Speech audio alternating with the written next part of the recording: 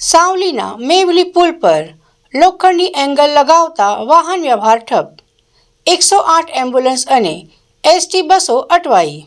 સાવલી તાલુકાના મેવલી ગામ પાસે આવેલા પુલ પર માર્ગ અને મકાન વિભાગ દ્વારા ઊભી કરવામાં આવેલી લોખંડની એંગલ હવે સ્થાનિકો અને મુસાફરો માટે માથાનો દુખાવો બની ગઈ છે.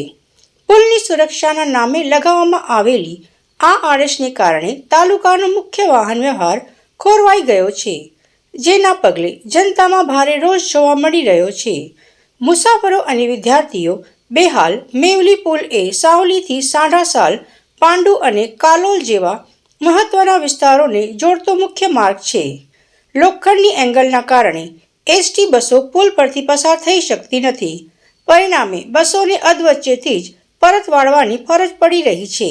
આના કારણે નોકરિયાત વર્ગ અને ગ્રામજનોને ભારે હાલાકી ભોગવવી પડી રહી છે.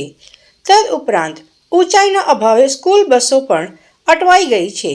વિદ્યાર્થીઓને સમયસર શાળાએ પહોંચવામાં મુશ્કેલી પડી રહી છે, જેના કારણે વાલીઓમાં પણ તંત્ર સામે રોષ ફાટી નીકળ્યો છે.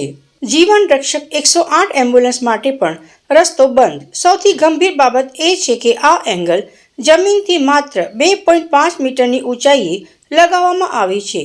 સામાન્ય રીતે 108 એમ્બ્યુલન્સની ઊંચાઈ 2.8 મીટર જેટલી હોય છે, જેના કારણે ઇમરજન્સી સેવાઓ પણ આ માર્ગ પર ઠપ થઈ ગઈ છે.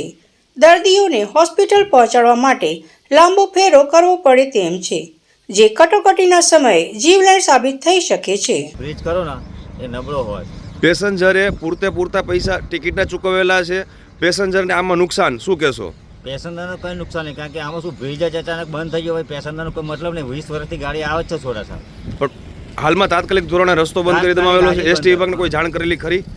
એસટીની કંટ્રોલ પોઈન્ટથી જાણ કરી. Savli bus stand control point જે ખરું ને ત્યાંથી જાણ કરી કે આગળ ગાડી જવા દેવાની નહીં. તો પેસેન્જરો નુકસાની. પેસેન્જર આજે 4-5 જે પેસેન્જર છે એના આજના દિવસ માટે તો નુકસાન જ. તો આવનાર સમયમાં બ્રિજ ખુલ્લો મુકાશે કેમ? આવનાર સમય હવે બીજા મુસાફરો જે ઇકોમાં આવે છે એવા આગળ સાવલી જતા રહે, સાવલીથી લઈને જઈશું નડિયાદ. તમે કયા રૂટની બસ ચલાવો છો? નડિયાદથી સોડાસા, સાડાસા. આપનું નામ? ડાભી કહીજી ડાભી.